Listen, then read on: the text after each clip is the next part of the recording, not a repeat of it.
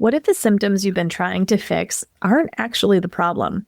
What if the exhaustion, the brain fog, the mood swings, the inflammation aren't random, but rooted in the season your body is moving through?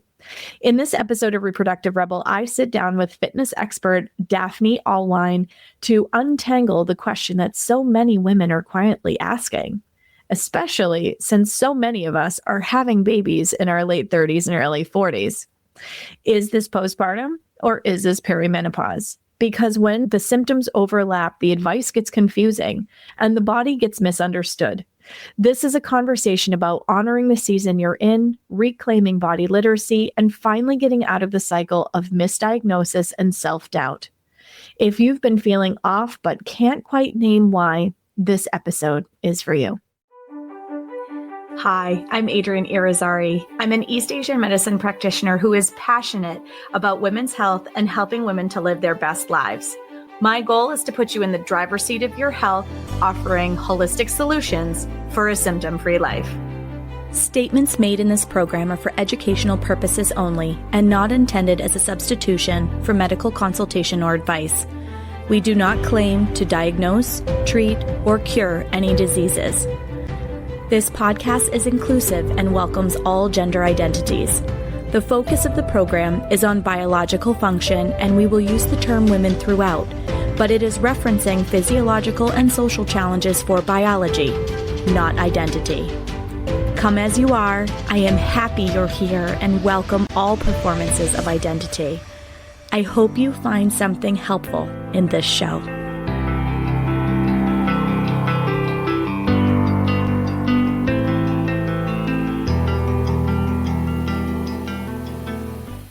Welcome back to another episode of the Reproductive Rebel podcast. I'm so excited for today's conversation. I know I say this a lot. I meet some of the most amazing people, and Daffney is absolutely one of those kindred spirits that I met. Now it's like, we need to do a show.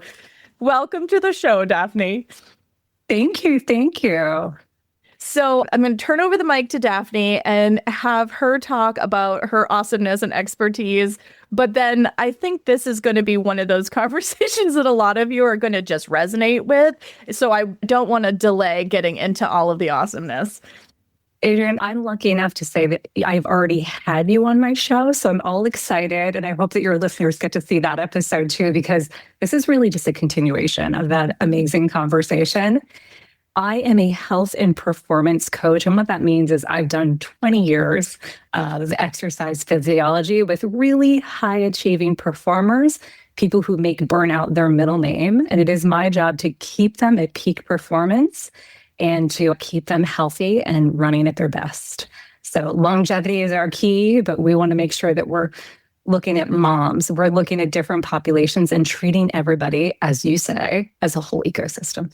I love that. Well, and that dovetails actually really beautifully into this conversation, because when I met Daffney, we were talking about the fact that we're in a very similar age and stage of life right now, where we are in our 40s and we have little people. And we're asking the question, is it postpartum or is it perimenopause?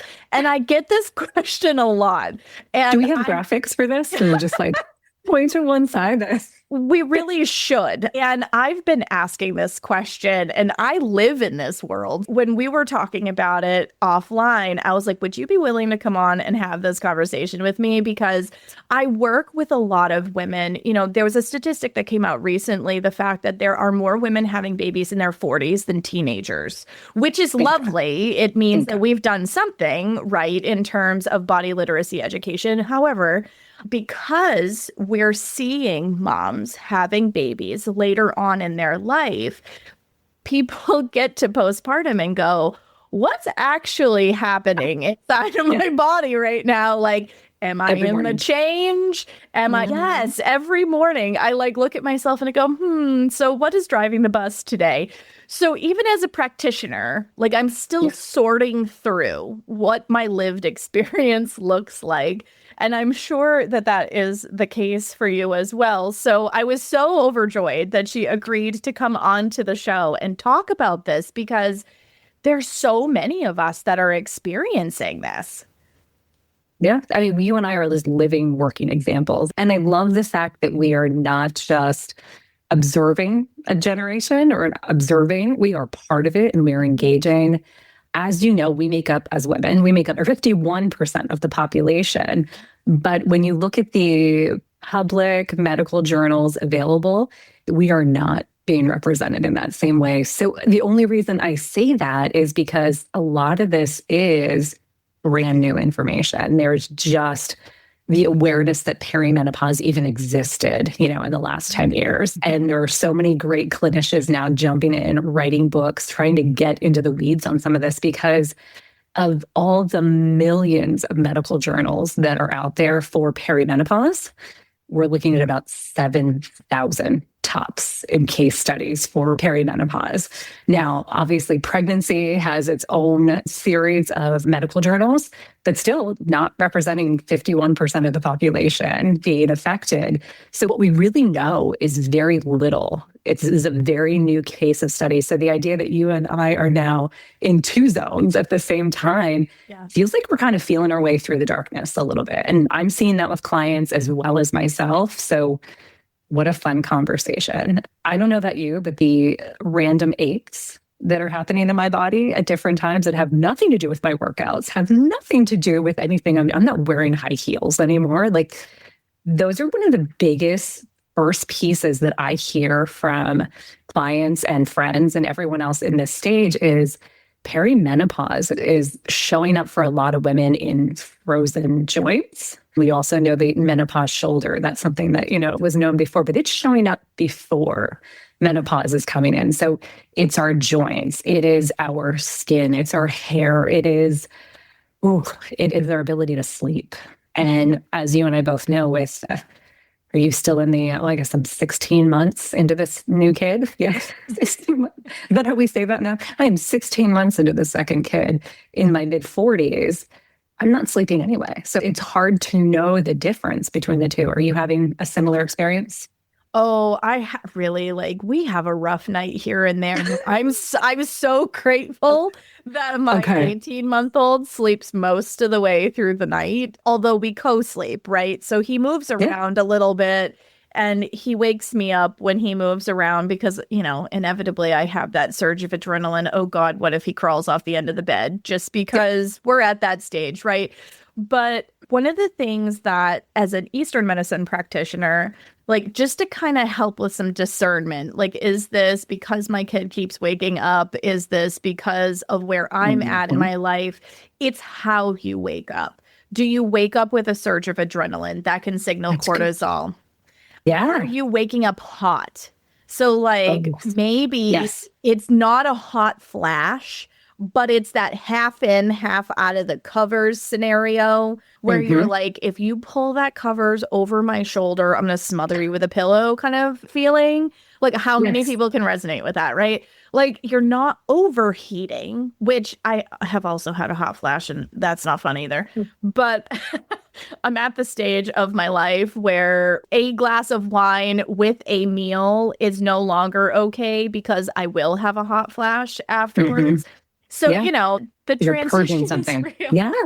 It is funny because one of the menopausal symptoms, maybe not perimenopausal for a lot of my clients, is the inability to actually metabolize alcohol and the effects that it has with indigestion and sleeping and all sorts of other things. So I'm going to say this, I'm going to put it out there. I don't think I've ever said this out loud. I don't really drink. Sometimes when I'm at a wedding or a formal function, and it's not because I'm a teetotaler. It's not because I'm staunchly against, alcohol and, in that case, but I don't feel great. And I have this responsibility to these two small children, right?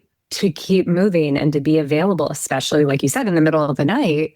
So alcohol just doesn't mix for me anymore. It's not an option. It's something to go to, but I have to come up with many creative excuses of why I'm not going to make it to the winery or to the wine night or to the brunch.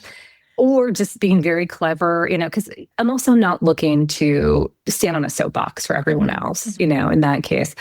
If someone ever asked me directly, and that has also come in a few times, they're like, are you not drinking anymore? Are you pregnant again? And I'm like, I am happy then to engage and explain that it is a choice. I just don't feel great and I don't want to not feel great anymore. Like every choice that I'm making from diet to exercise to anything, I just want to feel my best. It's not a judgment or a morality situation.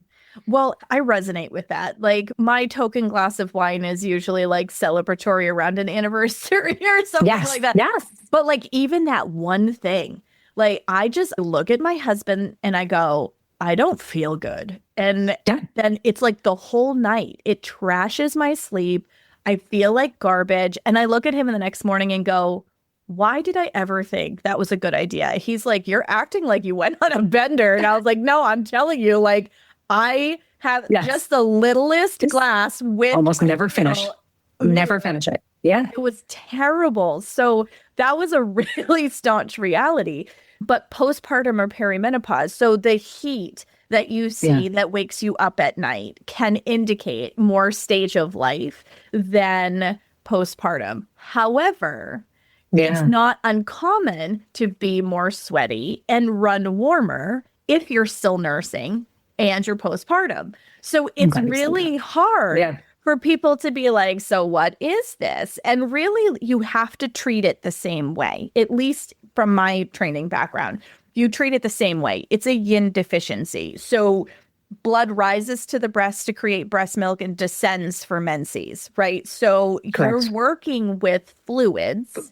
Both sides. Both sides, right? Yes. Both sides. And it also acts as the temperature regulation system in your body. So if you're putting a lot out, meaning you're still nursing, or in the unfortunate case, like I was, nursing and having a period at the same time, because that's far more common when you get older. So exclusively breastfeeding and using all of the really strong tactics to keep yourself from ovulating, co-sleeping, napping with baby on your chest, all the smelling of baby, like exclusively breastfeeding, no pumping. It does not matter. When you get older, there's a significantly higher chance that you're going to be nursing and have a period at the same time, which is a lot.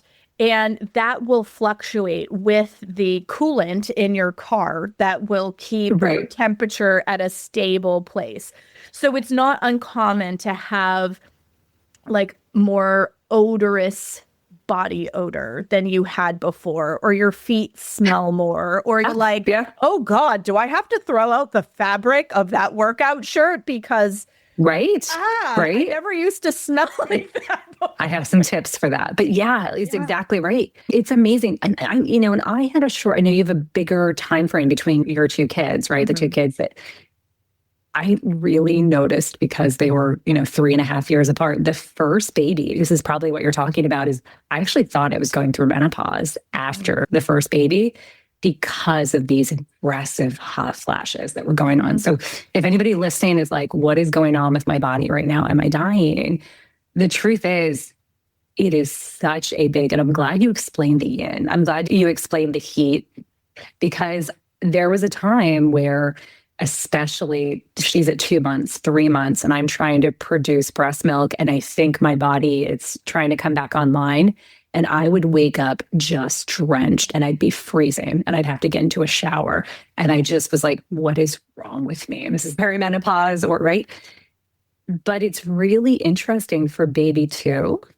Not the same. And this is the interesting thing about pregnancies, where I'm having what is probably normal, because I don't know if you remember pre-kids or in between that phase, your body does raise temperatures, right? At different parts of your cycle. I'm noticing now with baby 2, I'm having a little more of that reaction when the period's about to come in. And it's about to, this is where the heat rises, this is that temperature. So there's a big difference between being a little sweaty at night and then a full-on hot flash. And I remember that distinction. Can you speak to the difference? Can you kind of...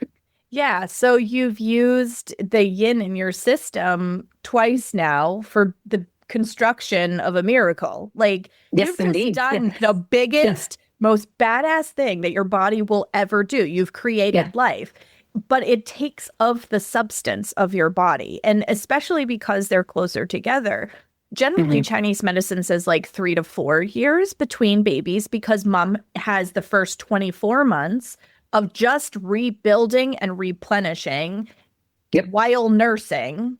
And if you're really lucky, not having a period at the same time. But it takes a lot of time to build those resources. It takes time for your hormones to recalibrate themselves and to really come back to the homeostasis that you had before. The vast majority of us are eating on the go, where, even when you're trying to be mindful, there are interruptions that you don't plan for, and it makes it hard to get a complete meal in, or you're eating, the little person gets done, you're then trying to finish feeding yourself while you've got the little person on your hip, like whatever, right? The leftovers. All the leftovers from mom. Yeah. Yeah, all the leftovers. So like that varies our nutrient intake, how consistently we can get it in, how stable we're able to keep our blood sugar, like all of that kind of stuff, which can absolutely show up as these kinds of fluctuations. And so you pull from your kidney chi to create life.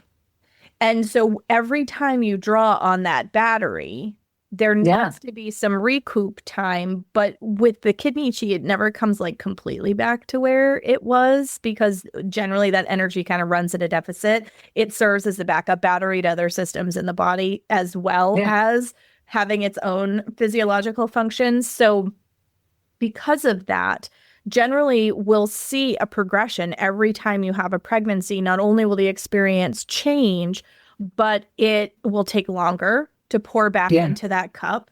You'll notice symptoms will look different between pregnancy 1, pregnancy 2, and so on and so forth, simply because you keep drawing on the system and, it's hit or miss how much you're actually pouring back into that system.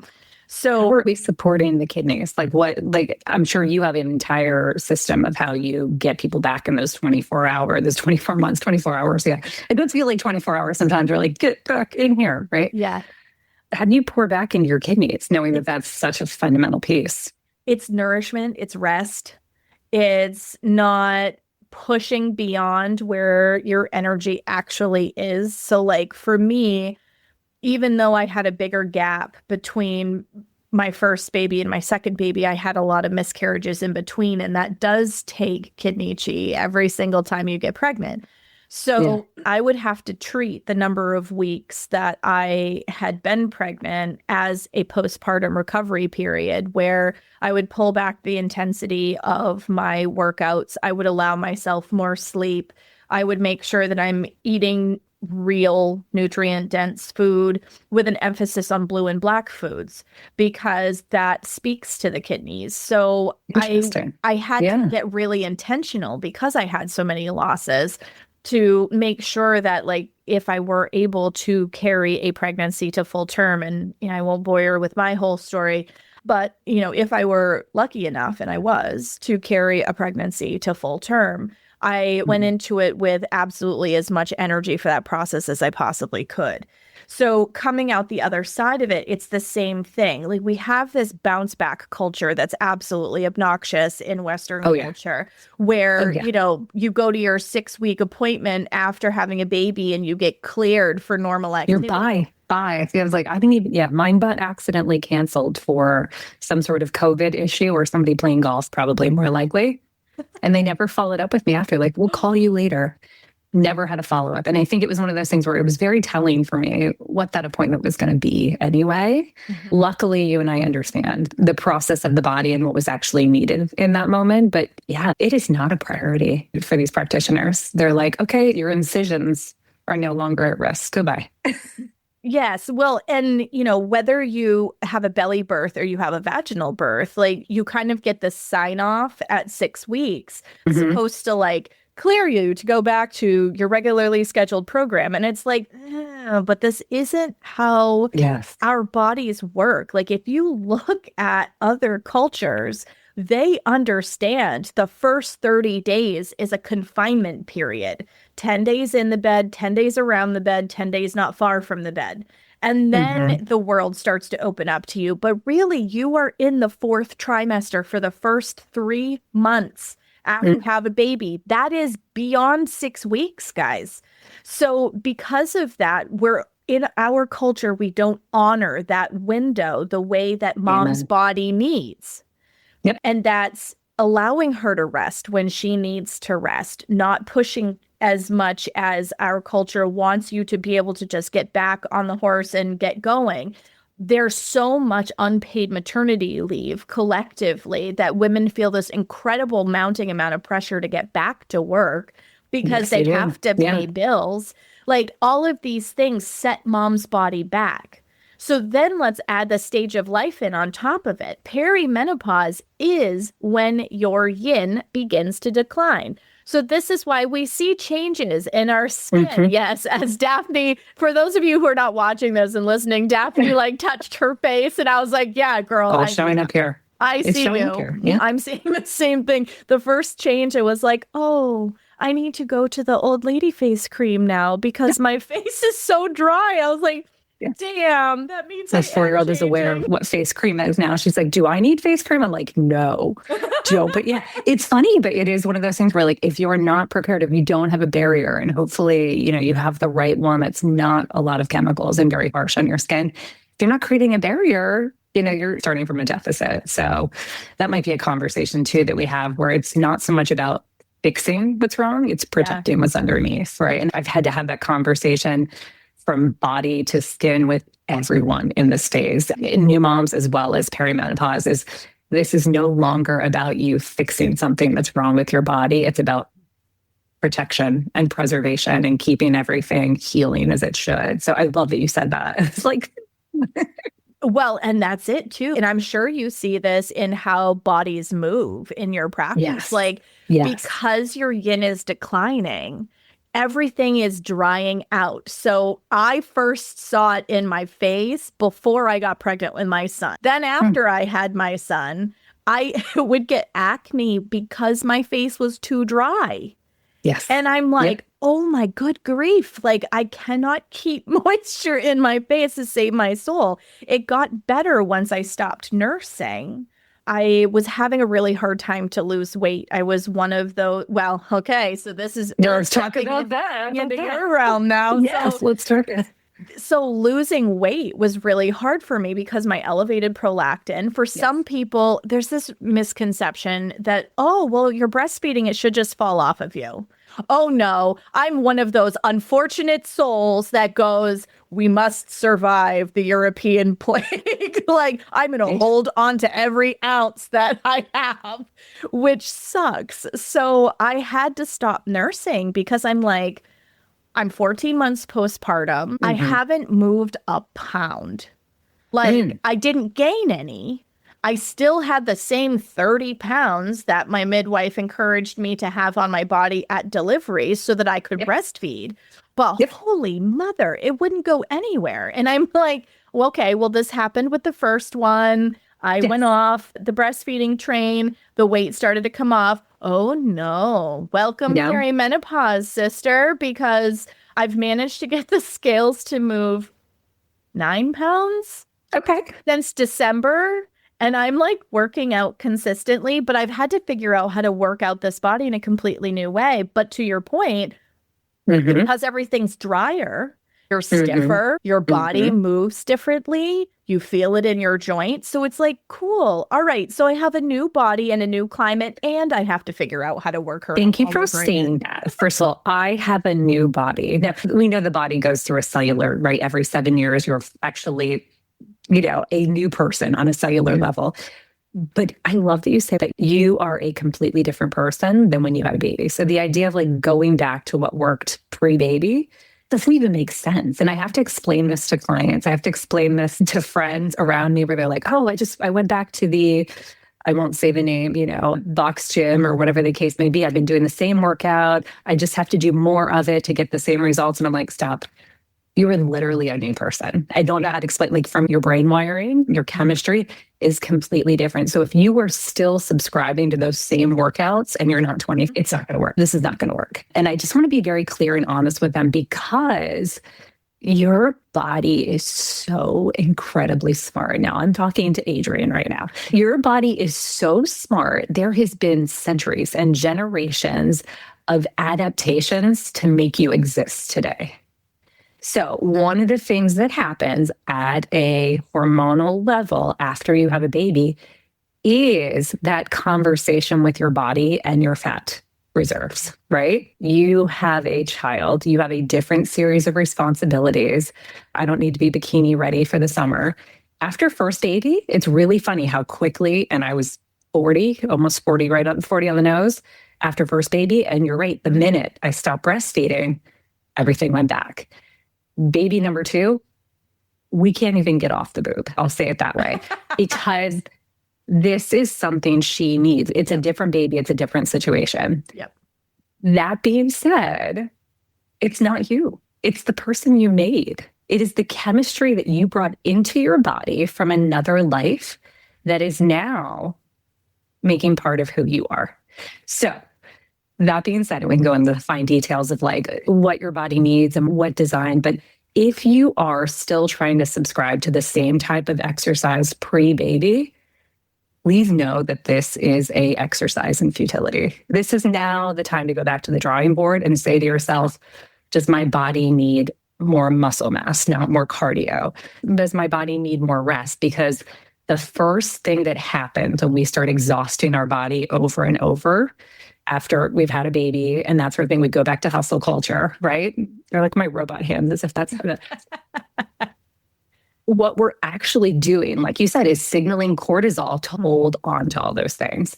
So you may not be eating more, but your body is now trying to slow you down to hold on to those reserves because your chemistry is totally different. You let another human being in your body, and I won't even tell you what's happening with your husband's or your partner's DNA in your body at the same time, because guess what? That's still floating back there too, just so you know. So you literally are in a new body. This is a new phase. So if you're going back and saying, oh, I used to run 5 times a day, blah, blah, blah, that's what's going to get me back. Yeah, that's going to create a calorie deficit in your body.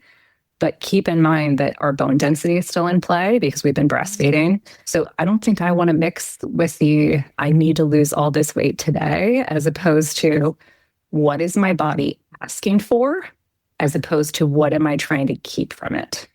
It's a tough conversation. It is a tough conversation because we have this black and white like diet culture. And if you aren't exercising hard enough, then you're not going to get the results. And when you reach this stage of life, pacing matters.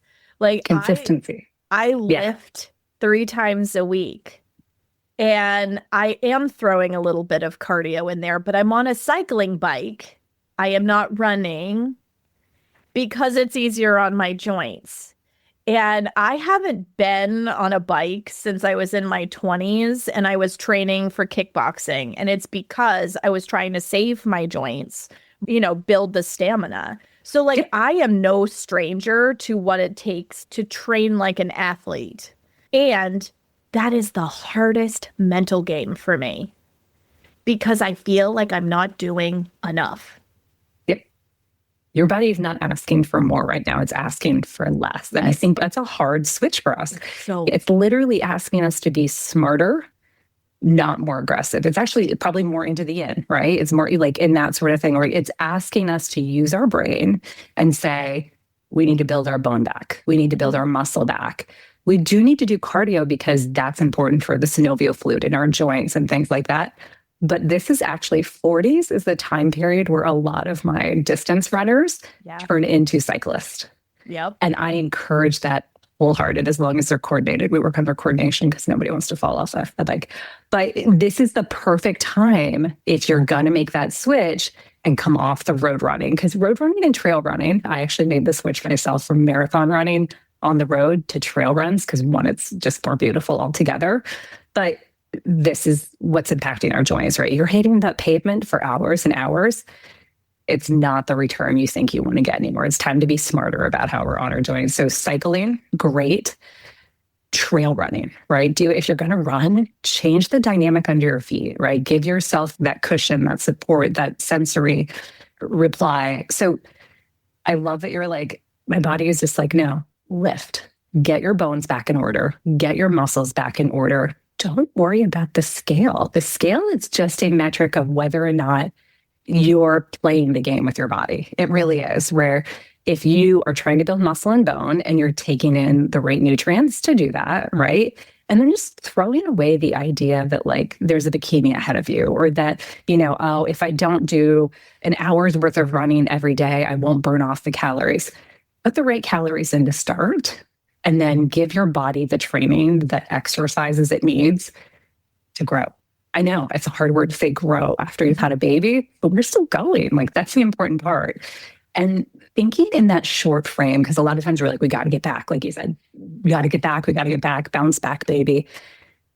The truth of the matter is, this is the time above anything else that if you're not thinking about your longevity, if you're not thinking about what will that bone DEXA scan look like in 10 years, if you're not thinking about that now, these are some of the sad conversations I'm having with clients when they come to me later and they're like, I'm osteopenia, or I have osteoporosis in this one joint. And I'm like, God, I wish I'd met you 10 years ago or 15 years ago when you were having babies, because we could have just knocked this out theoretically. Now, of course, genetics are a part of this too. But everything you're doing now post-baby, focusing on those bones, focusing on that skeletal muscle, right, to support that, is going to make you the fittest, badass grandma that ever was. And that's really the goal, right? Like, yeah, be in a bikini this summer, but have osteoporosis in your 60s. Like, yeah, right? Like, make a choice. Yeah. So, oh, I can't wait to be the bodybuilding grandma. Come on now. I'm so excited for this. Yeah. That can be our own channel. We should start our own channel in our 60s. We'll be like, nice. I would love that. So this has been an experience in my office, and I would love to get your perspective. I have had women, again, in that like 40 to 45 category. They've had baby. They go in for their first set of labs, and they find that their fasting glucose is high and their blood pressure is reflecting that. Okay. And then they panic because they're like, I am moving my body. Am I not doing the right movements? If you were to Dr. Google this stuff, it would say that you need to lose weight. Well, but if your DEXA scan says that your bone density is good and your muscle composition is good, you just have this visceral fat over the top of it.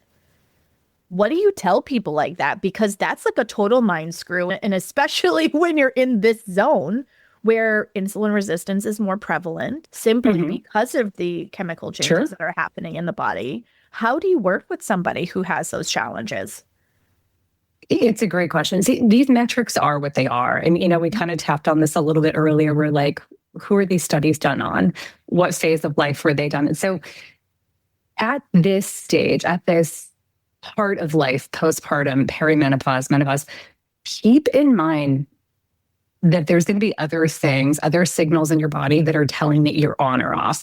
And sometimes those metrics are not going to give you.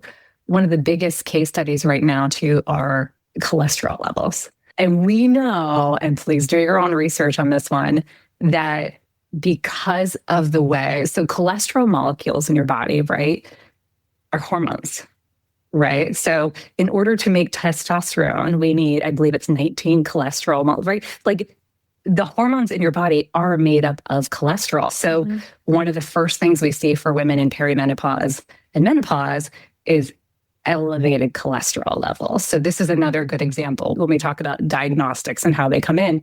So you will often find women in menopause with high cholesterol levels that have never had high cholesterol before. And it's because the science or the actual education of the practitioners that we're using don't recognize that is actually normal and natural to what's going on in your body as you're needing more testosterone, more estrogen, right? These are very vital. So what I say is anytime somebody comes to me with diagnostics that there are no other symptoms associated with the diagnostics, to take that with a grain of salt. One of the first, like I said, with the cholesterol, one of the very first things in cholesterol, when someone comes to me 40, 50, and they're like, I've been working out this long in these categories and I work out so hard, I say, stop. What do you know about cholesterol? And having that conversation with them and then giving them some clarity, the diagnostics, or Western medicine has not caught up with women's health in that category. So to answer your question in the long way around, if there are not other symptoms associated with those diagnostics, please understand that is not a tell-all. That is one thing. Have you read The Fifth Vital Sign? Yes. Yes. This is one of those, and I hope your listeners understand it's going to do a whole episode, but diagnostics are only one piece of the whole puzzle, right? It is giving you a small metric. And as we know, studies used to think of women's numbers as just small men, right? Just change that, right? So I still do.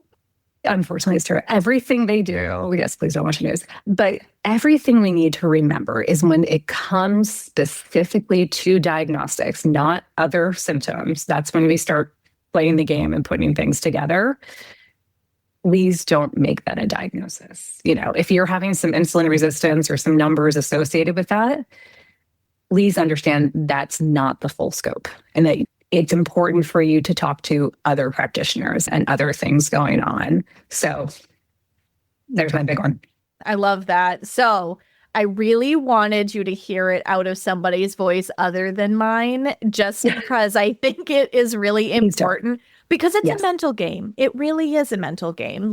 Because you're trying to get back into your pre-baby pants, and then you get these diagnostics on top of it, and you can feel that things are shifting inside of your body and you're not quite sure why. It can feel very disorienting and stressful and alarming. And of course, the more alarmed you get, the higher your cortisol goes, and, it ends up being a slippery slope. So the moral of the story is, when you are postpartum, your hormones are shifting. When you're perimenopausal, your hormones are shifting. And that means your body is different.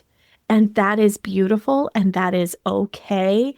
And as long as you are mindful of what you're putting in your mouth, what you're putting in your mind, and how you're moving your body and the energy in your body, you're doing great. Hang in there, my friend. So do you have any final thoughts, Daffney, before we end this episode?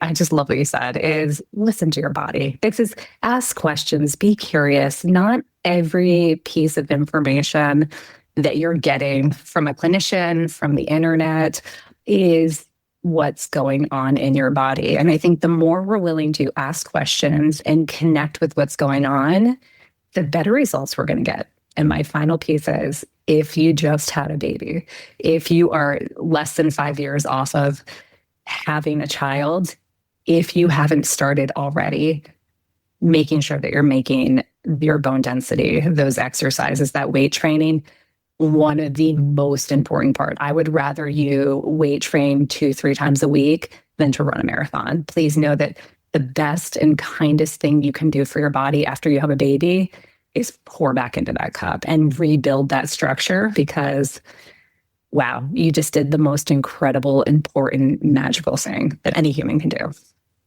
I love that. Such a beautiful final thought. If people want to get in touch with you, Daffney, how can they do that? I have my own podcast, which we will see Adrian on here in a week. It's called Don't Fucking Shrink. It's on Apple as well as YouTube. We have both versions. And it really is encouraging you along the way in your fitness and mental fitness journey, just to give you those support pieces that maybe we didn't get as women coming through. But now we're having big talks, big interviews, and sharing with awesome people like Adrian so that we can share that wisdom and give it to others. So I'm excited. Make sure you check out that episode. We had an awesome conversation just like this one. Thank you so much for joining us as an incredible guest. And until next time, everybody. Thank you for joining me for another episode of Reproductive Rebel. Reproductive Rebel is recorded by certified peri-steam hydrotherapist and acutonics practitioner, herbalist, and Chinese nutritional therapist, Adrian Irizarry of Moon Essence LLC. If you are interested in setting up an appointment for one-on-one support, ordering from our store, or checking out our course offerings, visit our website at moonessence.life. Be sure to subscribe to our newsletter and get insider information on upcoming events and offerings. Join the conversation.